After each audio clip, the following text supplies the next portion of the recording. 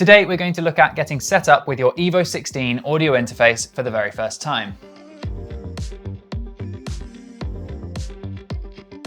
In the box you'll find the following items: an EVO 16, the quick start guide, a USB-C to Type-A cable, and a power cable.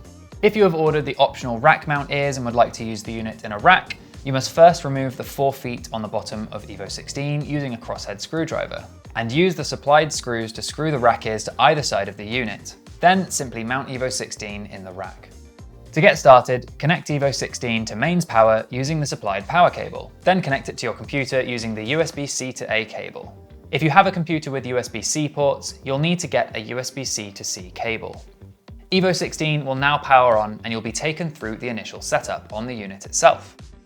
You'll be prompted to select and customize settings such as the hardware LED brightness and the monitoring feature assigned to the function button. Once you're happy, just go ahead and save your settings. The screen will then change to display your input metering. You can toggle through what the screen displays by pressing the main knob or by pressing one of the input or output channel buttons. To get back to the settings screen, just hold down the main knob for 1.5 seconds. EVO 16 is compatible with both Mac and Windows computers. So to begin with, download and install the appropriate drivers for your computer from our website. This will install and give you access to the EVO mixer, where you're able to route your audio, control various EVO 16 settings, as well as ensure that your EVO 16 is kept up to date with latest firmware. On a Mac, simply drag the app from the installer into the Applications folder. When you open it, an EVO icon will appear in the menu bar where you can access various features of EVO 16. To set EVO 16 as your audio device, simply go to System Preferences, Sound, and then select EVO 16 as the device for both your input and your output. On Windows, once you've downloaded and installed the driver, follow the installation process through. Once installed, open the app, which will create an EVO icon in the system tray. Here you can access the various features of EVO 16. To set EVO 16 as the sound device, open the Windows Settings app, go to Sound, and select EVO 16 as your input and output device. On older versions of Windows, this can be done from the Sound menu in the control panel. So now you have EVO 16 connected, it's time to get some audio going. To start recording with EVO 16, plug your microphones or instruments into the input connectors. If you're using an instrument such as an electric guitar or bass, ensure you're using either input 1 or 2 on the front panel, and that you've set the input to instrument mode by pressing the channel and then the instrument button. If you're using a condenser microphone, you'll need to use phantom power. Simply press the input that the mic is plugged into and press the 48-volt button. The red light on the 48 button will illuminate to indicate that phantom power is now on, and you'll also be prompted on EVO 16's screen as well. So now you have signal coming in, you can easily set your input levels using EVO 16's Smartgain feature. To do this, press the green Smartgain button, then tap the inputs you wish to set the gain for, and press the Smartgain button again to begin the process.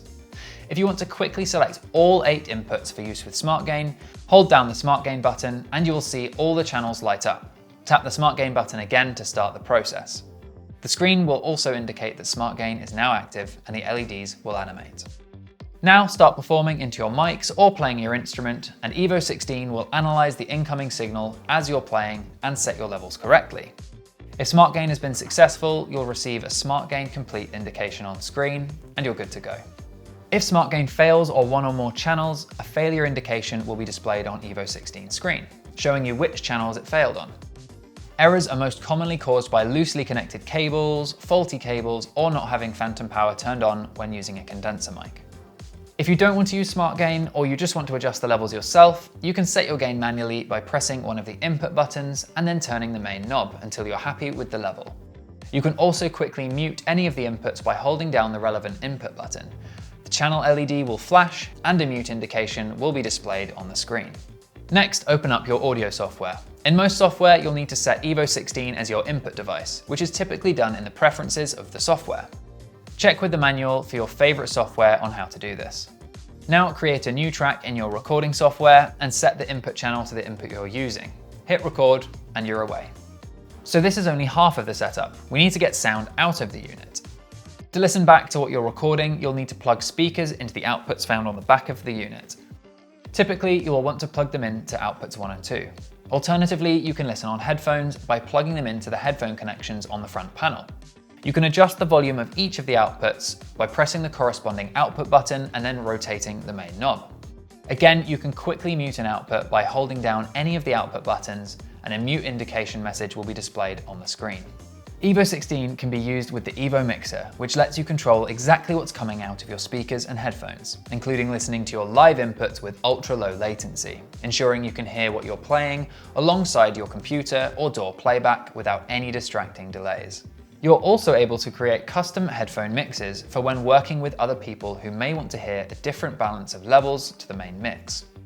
Here you can also control other settings and configurations within EVO 16, such as selecting the function of the F button by right-clicking on one of the monitoring features, or setting up TalkBack to allow you to communicate into your artist's headphones.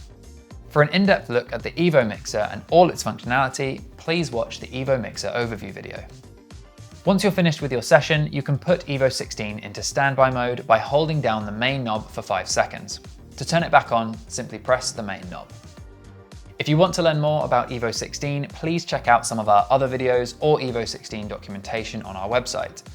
Make sure you subscribe to this channel for more videos and tutorials on recording with EVO 16, and if you need any help getting set up, head over to the help pages of our website or get in touch.